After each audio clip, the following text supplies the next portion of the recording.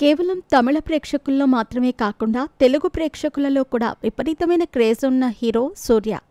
దీనికి కారణం సూర్య ఎంచుకునే కొన్ని సినిమాలు. సూర్య సినిమాలను తెలుగు ప్రేక్షకులు కూడా విపరీతంగా చూశారు. కాకా కాకా, నువ్వు నేను ప్రేమ, గజిని, ఆరు, ఘటికుడు, వీడొక్కడే, సెవెంత్ సెన్స్ ఇలాంటి సినిమాలన్నీ కూడా బాక్సాఫీస్ వద్ద మంచి సక్సెస్ సాధించాయి. ముఖ్యంగా గజిని సినిమా చాలామందికి ఫేవరెట్ అని చెప్పాలి. ఆ సినిమాలో సూర్య పర్ఫార్మెన్స్ నెక్స్ట్ లెవెల్లో ఉంటుంది. డిఫరెంట్ కాన్సెప్ట్ సినిమాలను సూర్య ఎంచుకుంటూ ఉంటాడని చాలామందికి ఒక్క స్థాయి నమ్మకం అయితే వచ్చేసింది కూడా. అప్పట్లో సూర్య నుంచి ఒక సినిమా వస్తుంది అంటేనే చాలా క్యూరియాసిటీతో థియేటర్కి వెళ్ళేవాళ్ళు ఆడియన్స్. ఇకపోతే రీసెంట్ టైమ్స్లో సూర్య నుంచి వచ్చే సినిమాలు ఏవీ కూడా పెద్దగా ప్రేక్షకులను ఆకట్టుకోవటం లేదు. 2020లో కరోనా విపత్తు వచ్చిన తర్వాత ప్రపంచమంతా ఒక్కసారిగా ఆగిపోయింది. సినిమా పరిశ్రమ కూడా చాలా వరకు నష్టపోయింది.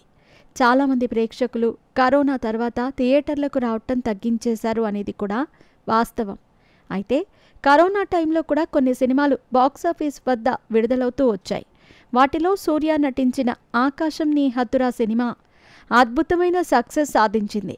థియేటర్లలో చూడవలసిన సినిమా ఓటీటీలో చూడవలసిన పరిస్థితి వచ్చింది అని ఆ సినిమా చూసిన తర్వాత చాలామంది బాధపడ్డారు కూడా.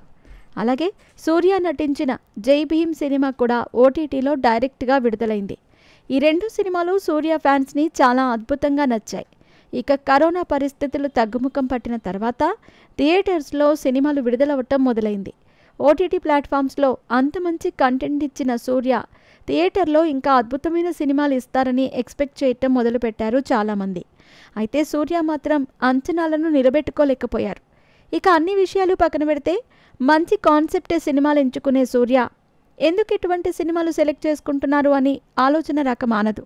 సూర్య నటించిన ఈటీ, కంగువ, రెట్రో ఈ 3 సినిమాలు బాక్సాఫీస్ వద్ద ఊహించిన సక్సెస్ అయితే సాధించలేకపోయాయి. రీసెంట్గా రిలీజ్ అయిన రెట్రో సినిమా మీద విపరీతమైన నెగిటివిటీ వస్తోంది. సూర్య ఏం చూసి కాన్సెప్ట్ ఎంచుకున్నాడు అంటూ కొంతమంది విమర్శలు చేయటం మొదలుపెట్టారు. ఏదేమైనా మంచి కాన్సెప్ట్ ఉన్న సినిమాలు ఎంచుకునే సూర్య టేస్ట్ ఎక్కడికి పోయింది అనేది చాలామంది వ్యక్తిగత అభిప్రాయం.